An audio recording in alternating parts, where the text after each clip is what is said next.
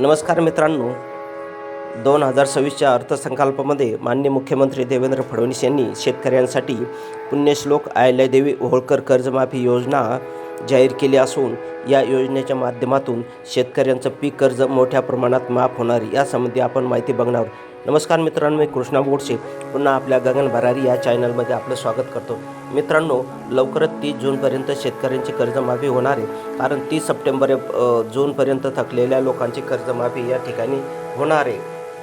राज्य शासनाने कर्जमाफीची घोषणा केली असून सहकार विभागाच्या माध्यमातून ही माहिती शासनाकडे पाठवण्यात आली. यामध्ये 88,000 लोकांच्यापेक्षा जास्त लोकांना लाभ होणार. राज्य शासनाने सप्टेंबर 2025पर्यंत थकबाकीदार शेतकऱ्यांना 2 लाखापर्यंत, तत्पूर्वी सलग 3 वर्षे पीक कर्जाचे नियमित परतफेड करणाऱ्या शेतकऱ्यांना 50,000 रुपयापर्यंत प्रोत्साहन अनुदान पुण्यश्लोक अहिल्यादेवी होळकर शेतकरी कर्जमुक्ती योजना आणली आहे.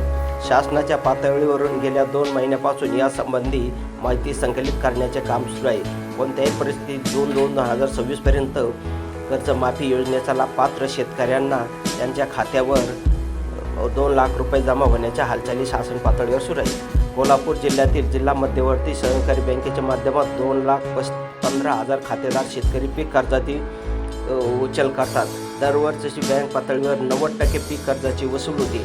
विकास संस्थेच्या पातळीवर हे काम थोडे कमी असले तरी इतर जिल्ह्याच्या तुलनेत कर्जाच्या वसुलीचे काम खूप चांगले आहे.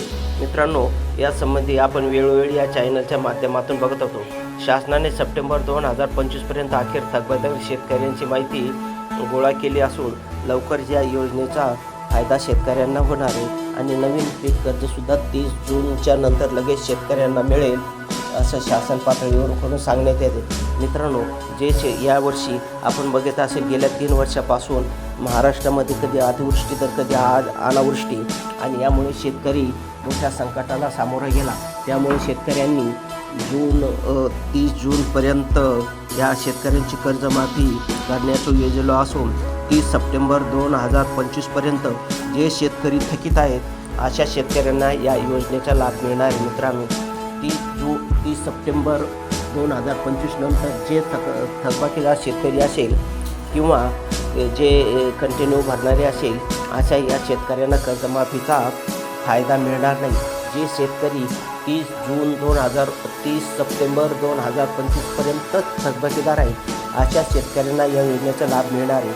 आणि जे शेतकरी 2 लाखापेक्षा जास्त ज्यांच्यावर कर्ज आहे त्यांनी वरील कर्जाची परतफेड केल्यानंतरच त्यांना 2 लाखापर्यंतचा फायदा होणार आहे अशी अधिकृत माहिती आहे. आणि ज्या शेतकऱ्यांनी त्यामुळं प्रत्येक शेतकऱ्यांनी आपल्या ज्या बँकेतून आपण कर्ज घेतलेलं आहे अशा बँकेशी आपला आधार कार्ड, पॅन कार्ड संलग्न करणं आवश्यक आहे. त्यामुळं ताबडतोब शेतकऱ्यांनी बँकेत जाऊन आधार कार्ड, पॅन कार्ड याची पडताळणी करून खात्याशी निगडीत करावं. तेव्हाच आपला कर्जमाफीचा फायदा होईल. कारण